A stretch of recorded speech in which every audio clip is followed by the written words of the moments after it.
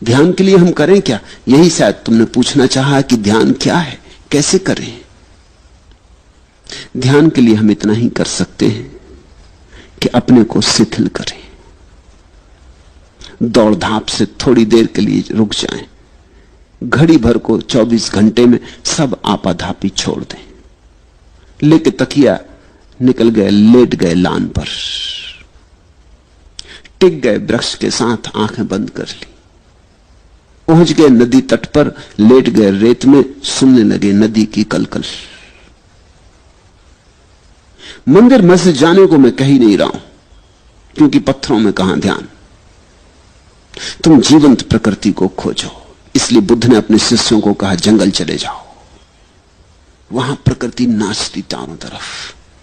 24 घंटे वहां रहोगे, कितनी देर तक बचोगे? कभी ना कभी तुम्हारे बावजूद किसी क्षण में अनायास प्रकृति तुम्हें पकड़ लेगी। एक क्षण को संस्पर्श हो जाए, एक क्षण को द्वार खुल जाए, एक क्षण को पर्दा हट जाए, तो ध्यान का पहला अनुभव हुआ। और पहले अनुभव के बाद फिर अनुभव आसान हो जाते। आसान इसलिए हो जाते कि तब तुम्हें एक बात समझ में आ जाती कि सीधे सीधे ध्यान को पाने का कोई उपाय नहीं, परोक्ष मार्ग है। तुम शिथिल रहो, आहिस्ता से चलो, आपाधापी छोड़ो। 1 घंटे के लिए कम से कम 24 घंटे में लीन हो जाओ प्रकृति में। संगीत सुनो कि पक्षियों के गीत सुनो। कुछ न हो करने को आंख बंद कर लो, अपनी सांस सुनो। बुद्ध ने तो इस पर बहुत जोर दिया, अपनी सांस को ही देखते रहो, आई गई आई गई। इसकी माला बना लो, इससे बेहतर कोई माला नहीं। हाथ में माला लेके फेरोगे वो तो बहुत जड़ माला है। यहां जीवित श्वास चल रही, श्वास की माला फेरी जा रही। श्वास भीतर आई बाहर गई, श्वास भीतर आई बाहर गई।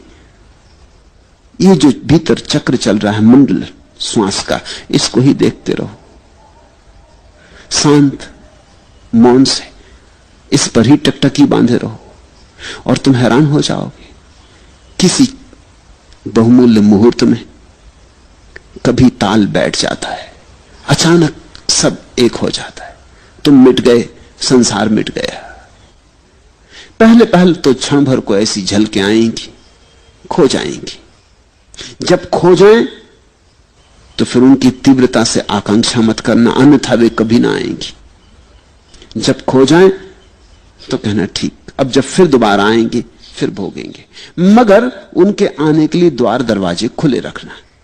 ऐसा ही समझो कि सूरज बाहर निकला है, तुम अपने कमरे में दरवाजा बंद किए बैठे हो, रोशनी भीतर नहीं आती। अब सूरज को कोई गट्ठर में बांध के भीतर लाने का उपाय भी तो नहीं। सूरज की किरणों को कोई गाय बैल जैसा हाँक के भीतर लाने का उपाय भी तो नहीं। क्या करोगे? दरवाजा खोल दो, सूरज की किरणें अपने से भीतर आ जाती।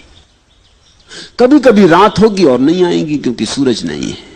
कभी कभी दिन होगा और आएंगी क्योंकि सूरज है। कभी कभी दिन भी होगा और बादल घिरे होंगे और नहीं आएंगे क्योंकि सूरज बादलों में ढका है। मगर कभी कभी मौके मिलेंगे जब दिन है, बादल भी नहीं है, सूरज प्रकट है, तो किरणें भीतर आएंगी। तुम ज्यादा से ज्यादा बाधा ना दो, बस इतना ही काफी है। मेरी बात को ख्याल में ले लेना। ध्यान को सीधा सीधा नहीं किया जाता, बाधा ना दो। इसलिए तो मैं कहता हूं नाचो गाओ। नाचने और गाने में तुम लीन हो जाओ। अचानक तुम पाओगे हवा की झोंके की तरह ध्यान आया, तुम्हें नहा गया, तुम्हारा रोआ रोआ पुलकित कर गया, ताजा कर गया। धीरे धीरे तुम समझने लगोगे इस कला को। ध्यान का कोई विज्ञान नहीं है, कला है। धीरे धीरे तुम समझने लगोगे कि किस घड़ियों में ध्यान घटता है। उन घड़ियों में मैं कैसे अपने को खुला छोड़ दूं। जैसे ही तुम इतनी सी बात सीख गए, तुम्हारे हाथ में कुंजी आ गई। इसे इस तरह प्रयोग करो। कभी रात नींद खुल गई है, बिस्तर पे पड़े हो, अनिद्रा के लिए परेशान मत हो। इस मौके को मत खो। ये शुभ घड़ी, सारा जगत सोया, पत्नी बच्चे सब सोए, तुम्हें मौका मिल गया। बैठ जाओ अपने बिस्तर में, रात के सन्नाटे को सुनो। ये बोलते हुए झींगर, ये रात की चुप्पी, ये सारा जगत सोया हुआ, सारा कोलाहल बंद। जरा सुन लो इसे शांति से। ये शांति तुम्हारे भीतर भी शांति को झंकारेगी। ये बाहर गूंजती हुई शांति तुम्हारे भीतर हृदय में भी गूंज पैदा करेगी, प्रतिध्वनि पैदा करेगी। जब सारा घर और सारी दुनिया सोई हो तो आधी रात चुपचाप अपने बिस्तर में बैठ जाने से ज्यादा शुभ घड़ी ध्यान के लिए खोजनी कठिन है। लेकिन मैं ये नहीं कह रहा हूं कि तुम आधी रात अलार्म भर के बैठ जाओ, कभी नहीं, तो धोखा हो जाएगा। तुमने अगर इसको कोई नियम बना लिया कि अलार्म भर के 2 बजे रात उठ के बैठ जाएंगे, फिर सब गड़बड़ हो जाएगी। ध्यान तुम्हारे खींचे खींचे नहीं आता। ध्यान इतनी नाजुक बात है, तुम बुलाते हो तो संकोच से भर जाता, आते ही नहीं। बड़ी नाजुक दुल्हन है ध्यान। तुम जोर जबरदस्ती मत करना, नहीं तो बलात्कार हो जाएगा। बहुत धीरे धीरे फुसलाना पड़ता है। फुसलाने शब्द को याद रखना, ध्यान को फुसलाना पड़ता है।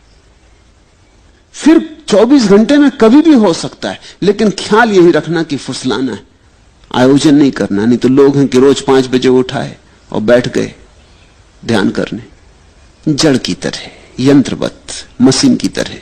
नहीं, ऐसा ध्यान नहीं होता। हां, तुम ख्याल रखो, थोड़ा अपने हृदय का भी भाव रखो कि जब तुम्हारा हृदय बहता हो तब चूकना मत। तब 1000 काम हो तो छोड़ के एकांत में बैठ जाना। अपने स्नान गृह में भी बैठ गए जाके तो चलेगा, लेकिन जब तुम्हें लगे कि हां अभी भीतर घड़ी आती मालूम पड़ती, विचार कुछ कम है, तनाव कुछ कम है, मन कुछ प्रफुल्लित है, आनंदित है, ये घड़ी है।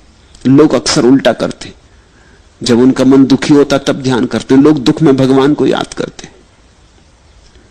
ये तो जब उल्टी हवा बह रही है तब बहुत कठिन हो जाएगा सुख में याद करना। इसलिए मेरे सूत्र अनूठे हैं। मैं तुमसे कहता हूं, जब तुम्हारा मन बड़ा सुखी मालूम पड़े, कोई मित्र घर आया है, बहुत दिनों बाद मिले, गले लगे, गपशप हुई है, मन ताजा है, हल्का है, खूब प्रसन्न हो तुम, इस मौके को छोड़ना मत। बैठ जाना एकांत में। इस घड़ी में सुख का सुर बज रहा है, परमात्मा बहुत करीब है। सुख का अर्थ ही होता है जब तुम्हारे जाने अनजाने परमात्मा करीब होता है, चाहे जानो चाहे ना जानो। सुख जब तुम्हारे भीतर बजता है तो उसका अर्थ हुआ कि परमात्मा तुमसे बहुत करीब आ गया। तुम किसी अनजाने मार्ग से घूमते घूमते परमात्मा के पास पहुंच गए हो। मंदिर करीब है, इसलिए सुख बज रहा है। इस घड़ी को चूकना मत। इस घड़ी में तो जल्दी से खोजना, कहीं किनारे पर ही, हाथ के बढ़ाने से ही मंदिर का द्वार मिल जाएगा। लेकिन लोग दुख में याद करते, सुख में भूल जाते। दुख में तुम मंदिर से बहुत दूर पड़ गए हो, अनंत दूरी है। दुख में तो भरोसे नहीं आता कि ईश्वर हो भी सकता है। दुख में कहां भरोसा आ सकता है? दुख में तो ऐसा लगता है संसार में कोई नहीं है।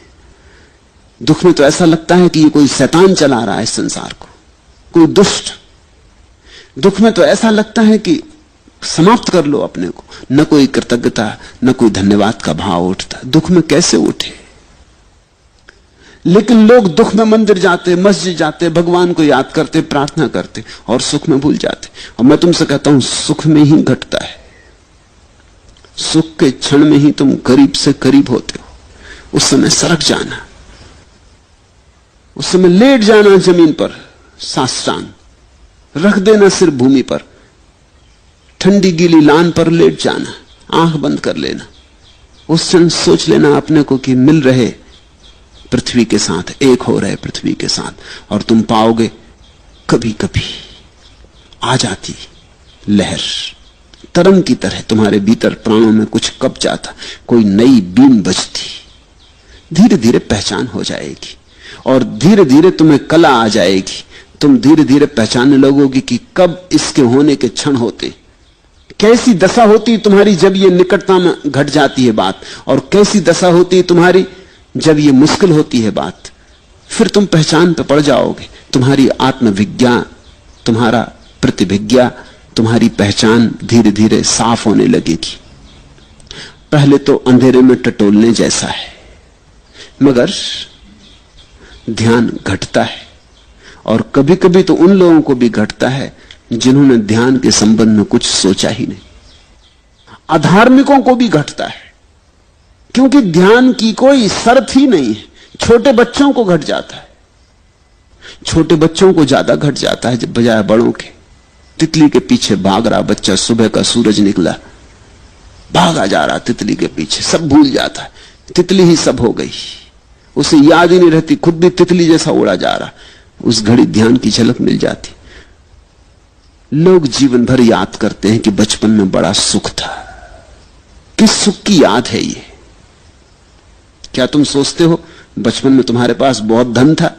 नहीं था, जरा भी नहीं था। 2-2 पैसे के लिए रोना पड़ता था, 1-1 पैसे के लिए बाप और मां के मोहताज होना पड़ता था। धन तो नहीं था। कोई बड़ा पद था? कहां से होता पद? सब तरह की झंझटें थी। स्कूल कारागृह था, जहां रोज रोज बांध के भेज दिए जाते थे, जहां बैठे बैठे सिवाय परेशान होते थे, कुछ समझ में ना पड़ता था, और हर कोई दबा देता था, बल भी नहीं था, हर एक छाती पे सवार था। तो बचपन में सुख कैसा था? न धन था, न पद था, न प्रतिष्ठा थी, न कोई सम्मान देता था। सुख हो कैसे सकता था? सुख कुछ और था। तितलियों के पीछे भागने में ध्यान की किरण उतर आई थी।